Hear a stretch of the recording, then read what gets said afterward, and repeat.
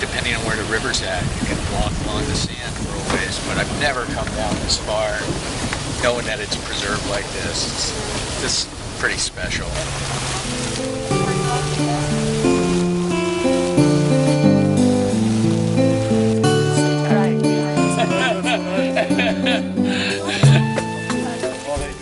The river is cutting in this direction, right? Yeah. Because, the question is, how incised is the bank in front of our vehicle? All right? So that's why Chris held up his hands and said, stop here. And it's cutting because... Is that what we're testing with parking? Yeah. Because of the turn? How sturdy?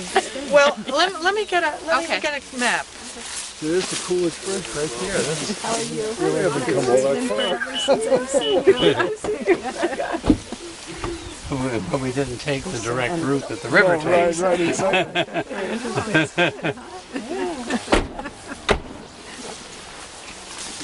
Did you go to Lee's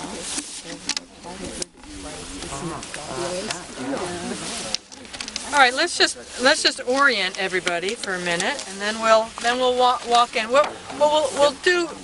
We're going to just walk into Rainbow Beach. The trail, as I just mentioned, the river is cutting on this side, and the trail is also a little close to the edge at one point. So it's really pretty much a single person path, and so then we'll get to the beach, and then we'll regroup, okay?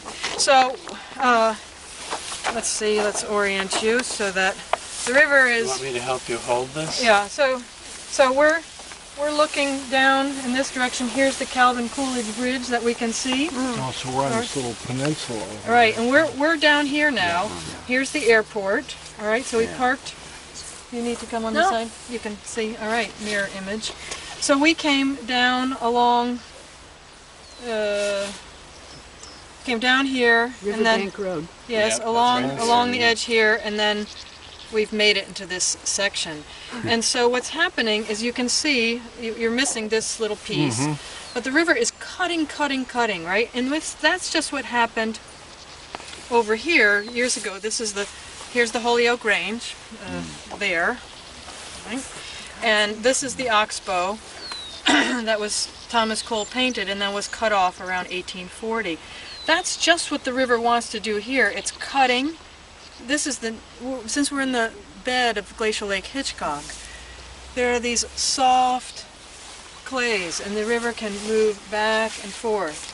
Now up here, where there's a knob here, where this sharp turn is, this is the honey pot, and the city of Northampton is going to be building a new boathouse soon, so there'll be at least one more access point for the river. This is sort of, I think, one of the strange things. We live next to the New England's largest river, and we have very few access points. And so, how many of you have been to Rainbow Beach before?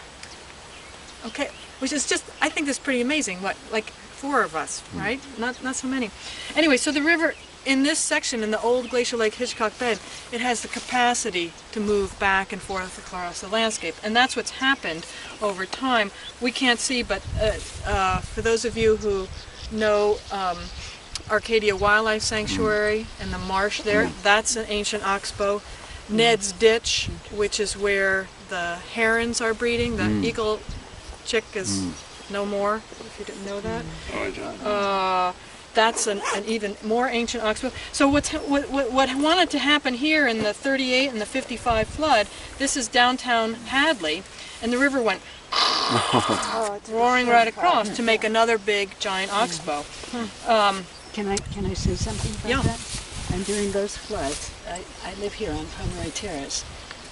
The main current was going this way too. Wow. Yeah, and even in the '84 flood, all of this was flooded. So, but what's happened is as the rivers naturally move back and forth, the river now is eating away on this bank, which is where we're standing, like right here. It's cutting here, depositing on that side. In fact, that side is even called Sandy Beach on this map. And then cutting on this side, and depositing here. So this is where we're going, and this is an old enough map, 64, so it shows Shepherd's Island as single, but now this is all filled in and Shepherd's Island is united. You'll see the deep troughs of where the river used to go, but so Now this down here, that's a burrow pit for 91. that's Didn't right, they that's haul right, that's right. Fill? That's right. Well, they had to, because they filled, this is 91, and they filled in the floodplain, they had to restore flood materials. So then not only did they want fill, but they needed to compensate for the flood area that they had filled in. So this and another is a part of those pits. Excuse me, you said Shepherd's Island as single. Can you explain what This you mean? is this is Shepherd's Island, and now there's actually dirt. There's no water here. It's now part of the land, the mainland, yeah. And so what's happened is that land has accumulated there. This has become the largest chunk of floodplain forest in the entire stretch of the Connecticut within Massachusetts. It's, I don't know, 300 acres or something like that. So we're not talking, it's always been a very rare habitat type, and much more so because Native Americans, this is the area where we're standing that was called Bark Wigwam on the early maps Okay. of Northampton. And so if you come out here at other times, you can find little shards of flint. So there was a connection with Mohawks in New York State, and that's where that material is coming from. So it's a nice, real hard example of trade from the old days. But there's quartz arrowheads out here too, parts of them. So anyway, enough? Yeah. Can you show us one more time where we're standing? We're standing like right there. Thank you. So this is sort of like, this is really like this, okay? We're standing right here. We're looking at all of this. The green is the forest edge. And where's Rainbow Beach? That's this little skinny part of white Okay. that we're gonna go to. Okay. Thank you. Good? Close by. All right. Close by if you have a boat. All right, great. Well, Chris, I'm going to let you lead the way. Alrighty, and you should be aware there is poison ivy and wood nettles. Yeah. And if you don't know what those look like, ask someone who does. I can point some out. And so if you stay on the path, you're not likely to get into those. And just to inform everybody, this gentleman's going down on his bike. His name is Tom, and I forget his last name. He lives here in Northampton. He's retired. And he's been coming down here and maintaining the trail that we'll be walking down. And Rainbow Beach is a joint ownership, Massachusetts Division of Fisheries and Wildlife and the City of Northampton. And it is a wildlife management area subject to rules for any wildlife management area here in Massachusetts, which include things like no alcohol, not enforced. No fires, not enforced. No vehicles, sort of enforced. And Tom has been maintaining this trail for a long time, and the last couple of summers he's kind of indicated to me, and I'm sorry he didn't stop here, he's not particularly social, and that he's going to at some point stop maintaining this trail. So I think it's so wonderful that there are people now interested, and that may be a duty that in the near future we'll need some people taking over. When you say maintaining, what does that mean? Well, as you'll see, it's a path where he clears with hand tools. Sometimes trees fall down and need to be cut that fall and block the path. As Laurie alluded to, the bank is eroding on this side of the river until we get down to where Rainbow Beach is, and then the river's curving, taking away on the other side, depositing on this side. So the trail is constantly shifting inward, landward. So there's need there for on certain occasions to make a new trail. The only other way you can get unless you have a bike and are bicycling down here, the other way to come in is near the sewage treatment plant. And basically where there's that gap in the trees, on the other side of that is one of the farm roads. So you could theoretically park there, then walk along the edge and come in this way. But there's no other trail anywhere Why does this land look so dry?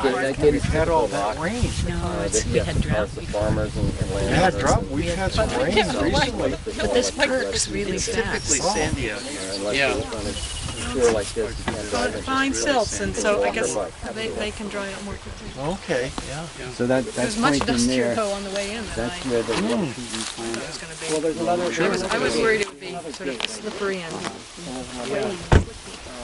in there. I could get it on the water side. Birds that live in the bank. Yeah, but typically you're not supposed to get the motorcycle down in the wildlife management area. Yeah, which starts here at the port. Yeah, or you could leave it here. So this is the shorter Chris? This is the shortest access. Yep. Once it gets started. The gate was put in by the State Division of Fisheries and Wildlife to prevent people from coming down here and driving through the farm fields and accessing Rainbow Beach. Yeah. Because yeah. All right, any other questions before we go? Glad we've got a little wind. The bugs are often bad in the forest, but with the cool temperature and wind, we may avoid that for now. I wouldn't mind putting metal here to point out. Poison ivy, I know.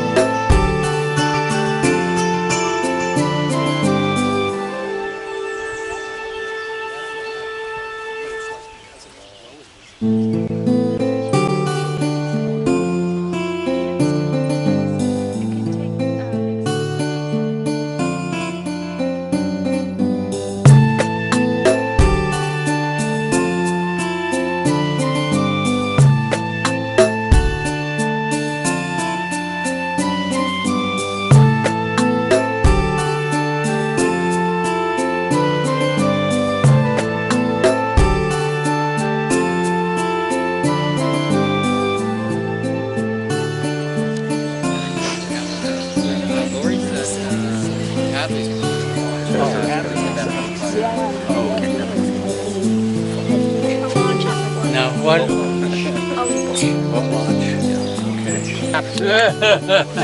All right, so here we are at Rainbow Beach, and Laurie talked a little bit about the river dynamics. I'll go over that again just a little bit, and then start talking to you about the life cycle of the Puritan tiger beetle.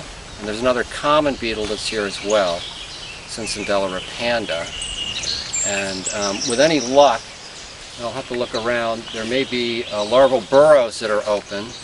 and I can dig up a larva, and with even greater luck, because the temperature is a little bit cool today, I might be able to find an adult of the common species. All right, so here we are. As Laurie explained, the outside bank of the river is being eroded, deposition is happening here, and of course with the dams on the river, the natural flow is greatly altered. So this affects deposition rates, and typically in an unimpeded river, you have a high water event that would just look like a peak. Water goes up, water goes down. But here it's like a big bathtub. So it's a much slower, maybe not often rise in the river, depending on the release north of Rainbow, which would be Cabot Station, but the fall of the river. Downstream we have the Narrows, near the dinosaur footprints, which is a natural rock narrowing of the river, impeding flow of the water. Below that we have the Holyoke Dam. You're probably quite familiar with that, and Fish Passage there. Holyoke has the ability to regulate the level of the river at 15,000 CFS or below. That's a summer river flow. They can't do anything there in terms of hastening or slowing the discharge over the dam much of the year. So we have a system here where it's now very unnatural. So deposition here occurs in an unnatural fashion, and a couple of the issues that we're facing here, in addition to the water levels, and this is important for a couple of reasons, and this slow rate, one, with the slow rate, there's deposition of much more fine material here than there would be otherwise, and plant material, seeds of species that you wouldn't normally find in a situation, a floodplain forest transition zone like we have here. So we have species that are coming in here now that weren't here when I started 15 years ago, and coming in pretty significant numbers and density. And this affects the larval habitat. If you look down here where we kind of get this open area, past this low plant here, and this is riverbank willow. This is a state-listed species, fairly rare here in the Northeast, pretty common out west. This is a protected plant. This plant is thriving here. When I first started here, there was maybe an 8 by 10 patch of this riverbank willow here, and then down after that little clearing, opening sand area there's another patch that was maybe 15 by 20. It's doing very, very well. It's happy here. But it's excluding other plants, which is good, but also excluding females from egg-laying locations. So that's one thing.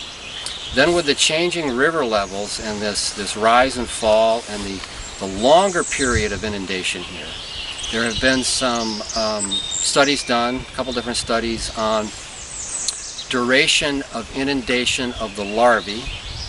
So if the larvae are active, they can have a certain window where they're able to be submerged. If they're inactive, it can go for a long, long period.